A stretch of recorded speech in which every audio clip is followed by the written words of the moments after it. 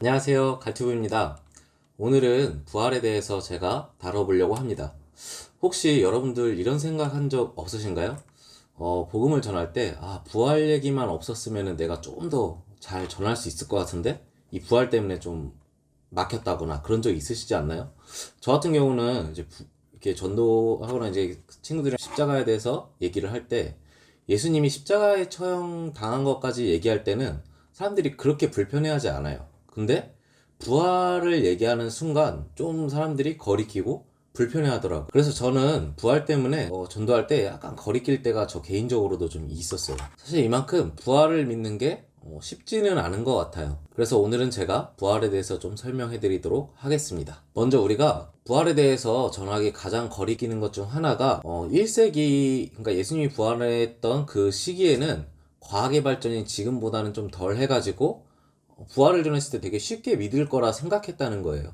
사실 부분적으로는 맞아요. 근데 꼭 그렇지만은 않습니다. 당시 그리스도인들이 이방인이나 유대인들에게 전할 때 가장 거리끼는 것들이 두 가지가 있었어요. 그거는 뭐냐면은 첫째는 십자가 처형이고 둘째는 부활이에요. 그래서 고린도전서 1장 23절에서 보면은 유대인이나 헬라인이나 십자가에 못 박힌 그리스도는 미련하거나 거리낀 것이라고 얘기를 했습니다. 십자가 처형에 대한 거는 제가 또 이전 영상에 올려놓은 게 있으니까 그것을 참고해 주시면 좋겠습니다. 둘째는 예수님의 부활입니다. 그리스도가 혹은 신이 십자가에 처형당했다는 것만으로도 이미 어리석은 것인데 그 신이 부활했다는 것은 더 어리석은 것이었어요. 그리고 엄청 낯선 것이었습니다. 이를 알기 위해서는 당시 그리스 사상을 좀 알아야 할 필요가 있습니다. 주전 323년에 알렉산더 대왕이 지중해 전역을 제패하고 나서 가장 많은 공을 들인 게 그리스 사상, 즉 헬라 문화를 그곳에 전파했다는 거예요. 이것을 헬레니즘이라고 합니다. 그리고 나중에 로마가 그리스를 이기고 나서 로마에서 문화적으로 그리고 사상적으로의 그리스 배경을 바로 받아들여요. 그래서 헬레니즘 문화는 계속 지속되고 이때 예수님이 등장한 것입니다. 이 그리스 사상의 핵심은 영은 선하고 육은 악하다는 것이었습니다. 그래서 이들은 영적 지식을 습득함을 통해서 저기 이데아로 가야 하는 것을 꿈꿨어요. 즉, 육체는 악하고 영은 선하기 때문에 영을 더 다뤄야 된다는 것이죠. 그렇기 때문에 이들이 예수가 부활했다는 것, 그래서 몸을 입고 부활했다는 것은 굉장히 부정적일 수밖에 없었어요. 왜냐하면은 일단은 말도 안 되는 것이었고 실제로 부활했다고 하더라도 육체를 입었다는 것은 그들에게 크게 도움이 되지 않는 얘기였기 때문입니다. 그래서 이들에게는 신이라고 하면은 영을 돌봐야지 어떻게 육체를 부활시키냐는 것이었습니다. 그렇다면은 유대인들은 믿기 쉬웠을까요? 그렇지 않습니다. 제2 성전기 유대교라고 해서 이스라엘 사람들이 바벨론 포로에서 이제 예루살렘으로 귀환을 해서 거기서 성전을 재건하고 율법을 제정했던 그 시기, 약 BC 516년부터 AD 70년에는 이제 성전이 다시 무너지거든요. 그 시기까지를 제2 성전기 유대교라고 합니다. 이 제2 성전기 유대교 사람들은 부활을 믿고 있었어요. 그래서 에스겔서 37장과 다니엘서 12장에 보면은 몸의 부활에 대해서 이제 에스겔은 마른 뼈가 살아난다는 것, 그리고 다니엘은 죽은 자들이 살아난다는 것에 대해서 말하고 있습니다. 그래서 유대인들은 단체의 부활, 유대인들의 부활에 대해서 믿고 있었어요. 이게 주전 2세기까지 흘러갑니다. 그리고 나서 마카비 혁명이라고 일어나는데 유대인들이 성전에 대한 탄압이 너무 심해서 이제 혁명을 일으켜요. 그래서 그 마카비 혁명 참여하는 자들이 나중에 부활할 것이라는 소망을 가지게 됩니다. 그래서 이때부터 이들에게는 개인의 부활까지 생기게 됩니다. 그러나 이것은 개인의 부활이기도 하지만 이 개인의 부활은 종말에 일어날 보편적인 부활을 뜻했어요. 그래서 이쯤에 이들에게 뭐가 생겼냐면은 묵시적 종말론이라는 게 생겼어요. 한마디로 얘기하면은 하나님께서 마지막 날에 메시아를 보내셔서 로마와 이방 나라들을 제패하고 유대인들을 부활시킬 것이라는 것입니다. 그렇기 때문에 유대인들에게는 예수가 메시아였고 십자가 처형에 당했고 부활하였다는 것 자체가 이미 낯설고 거리끼는 것이었어요. 왜냐하면은 신명기 21장 23절에 보면은 나무에 달린 자는 하나님의 저주를 받는 자라고 나와 있어요. 예수님이 십자가에 달린 건 나무에 달린 거거든요. 그래서 일단 예수님은 하나님의 저주를 받은 자였어요. 둘째로 부활이라는 건 여전히 개인이 부활하는 게 아니라 종말에 보편적으로 부활하는 일이기 때문에 예수에게 일어날 수가 없다는 것입니다. 이렇게 되면 질문이 생깁니다. 엘리야와 사르밧 과부의 아들이 이제 다시 살아났잖아요. 그리고 나사로도 다시 살아나고 야이로의 딸도 다시 살아나요. 그럼 이 사람들은 뭐냐라고 질문할 수 있게 됩니다. 여기 성경에서 우리가 부활이라는 단어랑 소생이라는 단어를 나눌 필요가 있어요. 소생이라는 것은 죽음을 지연시키는 거예요. 그래서 잠깐 살아나지만 결국은 다시 죽는 사건이에요. 부활은 죽음을 이긴 사건이에요. 죽음을 지연시켜서 다시 죽음이 오게 하는 게 아니라 부활은 죽음 자체를 이겼기 때문에 혁명적인 사건이고 영원히 살 것이라는 그런 부활을 뜻합니다. 그렇다면은 그리스인들이나 유대인들이나 다 거리끼는 것이었어요. 부활에 대해서. 그럼 이들이 어떻게 믿을 수 있었을까요? 아마도 제자들이 부활을 선포할 때 아주 진실되게 전했기 때문이라고 생각을 합니다. 그럼 이 진실성은 어디서 나왔냐? 바로 이 제자들이 부활을 받기 때문이라고 얘기할 수 있습니다. 그런데 여기서만 끝낼 수는 없어요. 왜냐하면은 신천지 같은 경우도 뭐 과천에 어떤 예언이 일어났다면서 목격했다는 사람이 있어요.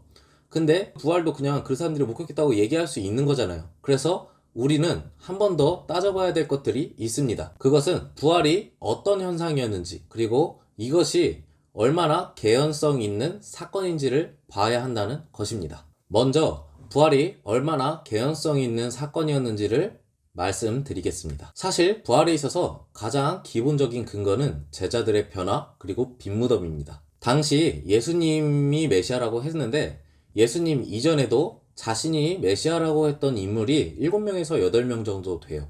근데 이들의 특징은 뭐냐면은 이들이 메시아라고 활동했을 때는 사실 사람들이 엄청 몰려들었어요.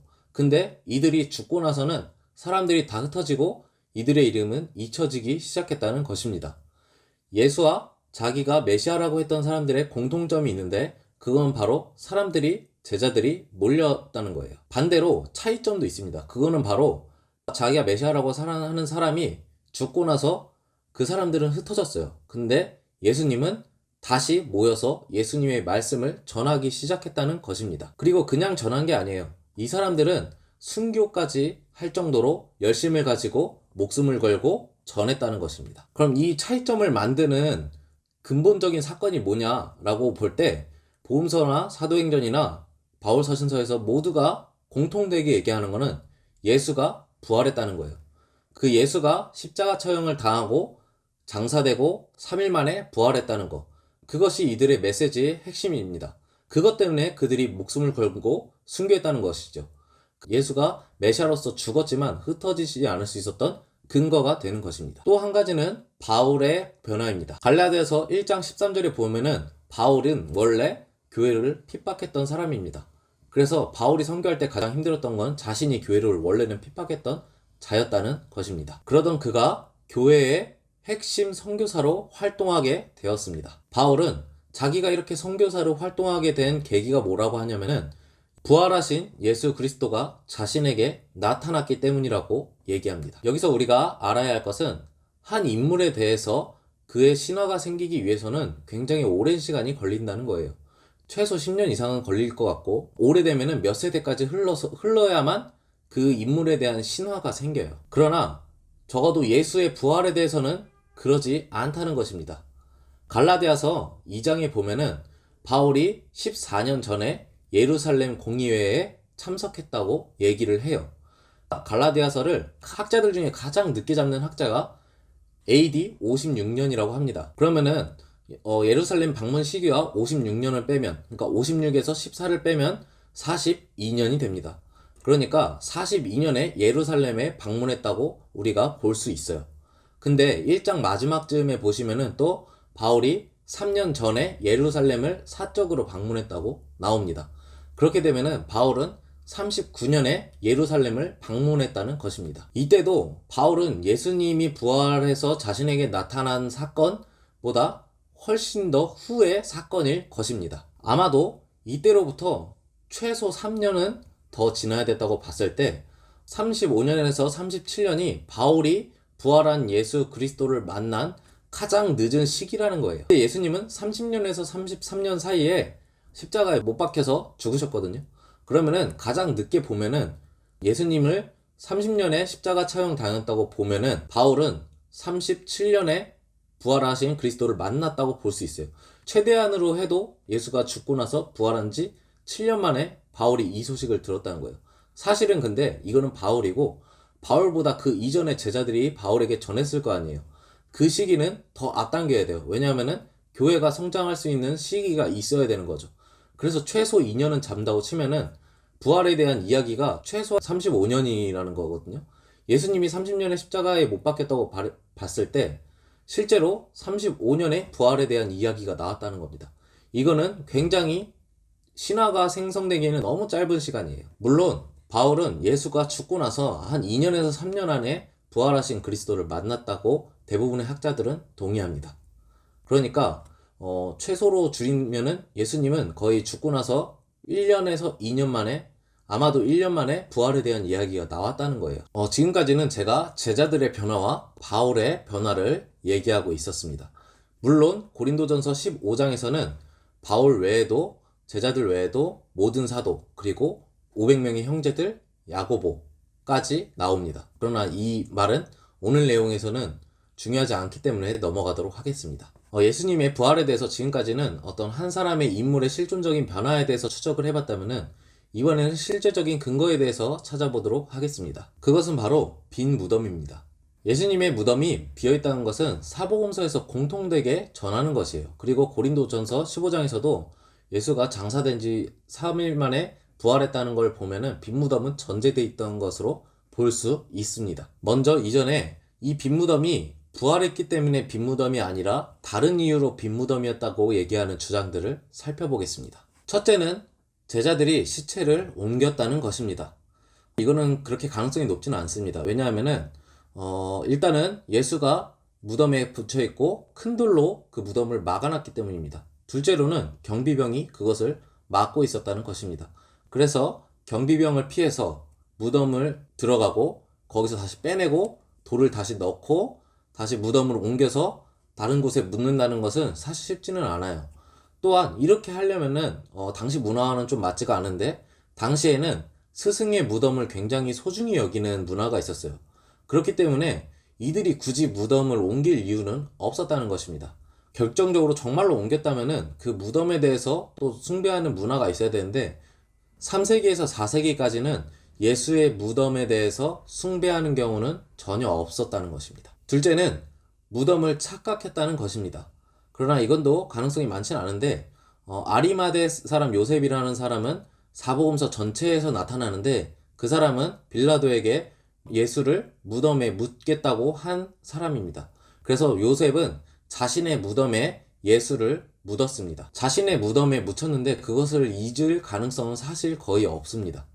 또 실제로 무덤을 헷갈렸다고 하더라도 사실은 그때 부활을 전할 때 그냥 봐라 여기 무덤을 찾아서 시체를 보여주면 끝나는 문제예요.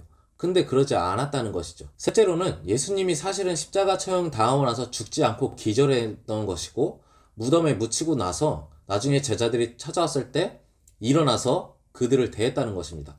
그러나 이거는 사실 가능성이 가장 없는 건데 왜냐하면 예수님이 다시 보여봤자 몰골인 상태로 제자들에게 나타났을 것인데 그것을 굳이 제자들이 부활로 포장할 이유가 없었다는 거예요. 마지막으로는 당시 십자가 처형의 문화에 대한 것입니다.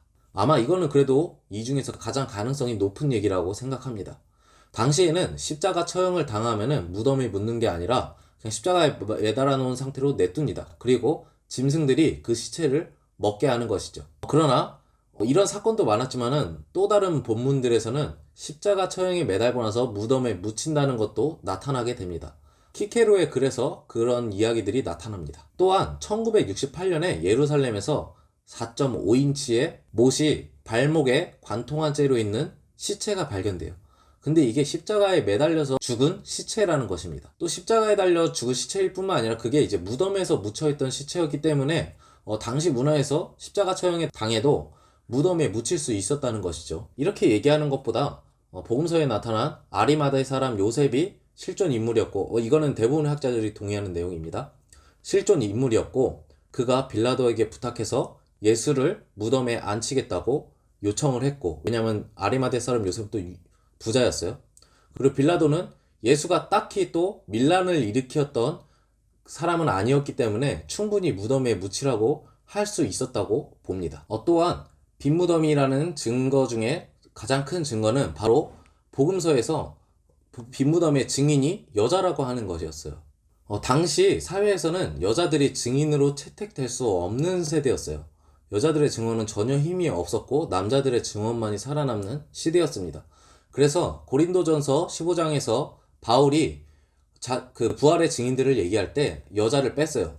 제가 봤을 때 그 이유는 바울이 고린도전서를 썼을 때 자신을 변호해야 되고 또 권면해야 되는 입장이기 때문에 증인에 대해서 쓸 때는 좀 조심했어야 되는 것 같아요. 그래서 남자들만으로 이루어진 증인을 썼을 거라고 봅니다. 어쨌든 이만큼 여자애가 증인이라는 것이 굉장히 빈약한 상태였어요.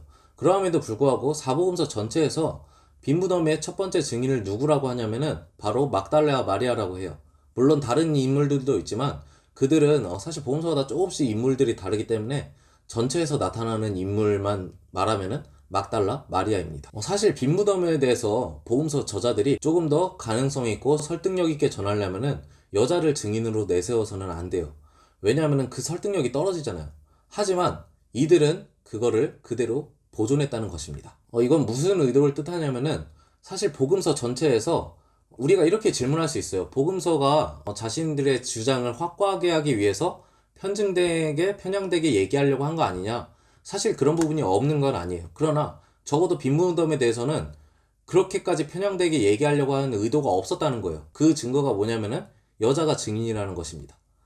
이것은 또 다른 의미로는 그 교회 공동체, 마가복음을 읽는 교회 공동체에서는 이미 여자들이 증인으로 채택되는 시기였다는 것이고, 둘째로는 이건 아주 당연한 건데 여자들이 빈무덤의 증인이었기 때문이라는 것입니다. 그렇기 때문에 복음서 안에서 최소한 빈무덤에 있어서는 누구에게 변호하려고 얘기하려고 했던 게 아니라는 거예요. 지금까지 5가지 얘기를 했습니다. 첫째는 시체로 옮겼다는 것이고, 둘째는 무덤을 착각했다는 것입니다. 셋째는 예수님이 무덤에서 죽지 않고 있었다는 것이고, 넷째는 십자가 처형에 당한 후 무덤에 묻히지 않은 채 짐승에게 먹혔다는 것입니다. 그리고 마지막으로 제가 주장하는 5째는 실제로 예수님이 부활했기 때문에 무덤이 빈 상태로 남아 있었다는 것입니다. 제가 봤을 때 이 5가지 중에서 가장 개연성 있는 얘기는 예수님이 부활했기 때문에 빈 무덤이 있었다는 것입니다. 그러나 사실 직관적으로 봤을 때는 이 부활이라는 얘기가 가장 믿기가 힘들어요. 여러분들도 그렇고 저도 그렇지만은 부활이라는 게 사실상 가능성이 제로에 가깝다고 보기 때문입니다. 제가 마지막에 주장한 거 말고 4가지 주장은 부활이 없다고 전제하고 연구를 진행한 거고, 제가 주장한 5번째는 부활이 있다고 전제를 하고 주장을 한 것입니다. 사실 부활을 없다고 전제하고 주장을 하면은 부활이 없다는 사건 때문에 사실은 가능성은 높지만 이야기의 개연성은 떨어져요. 반대로 부활이 있다고 전제를 하자면은 가능성은 거의 없지만 개연성이 있어서는 가장 높다고 볼 수 있습니다. 여기서 제가 바트허만이라는 학자가 얘기한 거를 좀 빌려오려고 해요. 바트허만은 부활 사건을 통해서 제자들이 변했다는 사건을 보고 역사학적으로나 어떤 방식으로 따져도 이 제자들의 변화가 실제로 예수가 부활했기 때문이다라고 말하거나, 아니면은 실제 부활한 게 아니라 다른 형태로 있었기 때문이라고 말하거나, 이 둘 다 믿음의 형태로 될 수밖에 없다는 것이에요. 그러니까 역사학적으로 따졌을 때는 사실은 이 뭐가 뭔지 완벽하게 알 수 있는 답은 없다는 거예요. 즉 믿음의 문제라는 것이죠. 어떤 것을 전제하느냐에 달려있다는 것입니다. 그렇기 때문에 최소한 우리가 부활을 얘기할 때 이게 말도 안 되는 얘기거나 허무맹랑한 얘기는 아니라는 것이에요. 생각해봐야 할 문제가 있습니다. 나사로가 부활했을 때 제자들은 나사로가 부활했다고 얘기하지 않습니다. 그들은 오직 예수님에게만 부활했다고 얘기를 하고 있어요. 또한 이 부활이라는 사건이 어떤 학자들은 마음속에 일어난 부활이다 라고 얘기하는 학자들도 있습니다. 이거는 논란의 여지가 있어요. 하지만 제가 봤을 때 제자들이 부활을 일어났다고 했을 때 사실은 자기에게 부활이 일어났다고, 자기 안에서 예수의 부활이 일어났다고 얘기하지 않아요. 예수가 부활했다고 얘기를 합니다. 뭐냐면은 부활이 예수에게서 일어났다는 걸 주장했다는 거예요. 그렇기 때문에 이게 마음속에서 일어났다고 하기에는 조금 부족한 게 있다고 저는 생각합니다. 그리고 이 부활의 몸이라는 거는 지금 우리가 입고 있는 부활의 몸은 분명히 아닐 거예요. 바울도 고린도전서에서 보면은 영적인 몸, 신령한 몸 이런 방식으로 얘기를 하고 있거든요. 복음서에서도 예수님이 부활하고 제자들에게 나타나신 것을 보면은 우리와 같은 몸은 아니에요. 특히 요한복음에서는 손에 못자국이 났는데도 정상적으로 움직이시잖아요. 그런 걸 보면은 우리와 비슷한 몸은 아닐 거라고 봅니다. 그래서 저는 이거를 부활체라고 얘기를 합니다. 제가 마지막으로 제임스 던이 얘기한 거를 읽고 마치려고 합니다. 그리스도의 부활 이야기는 완전히 새로운 사건이면서 동시에 역사의 종말과 관련된 더 보편적인 희망을 예고하고 있습니다. 부활 사건은 그리스도교인들의 역사관을 떠받치는 기초이자 최후의 운명을 가늠하게 될 기초가 되는 독특한 다른 무엇과도 견줄 수 없는 특별한 사건입니다. 오늘은 부활에 대해서 알아보았습니다. 이 내용이 도움이 됐다면 구독과 좋아요 그리고 알림 설정 꼭 눌러주시기 바랍니다. 그럼 감사합니다.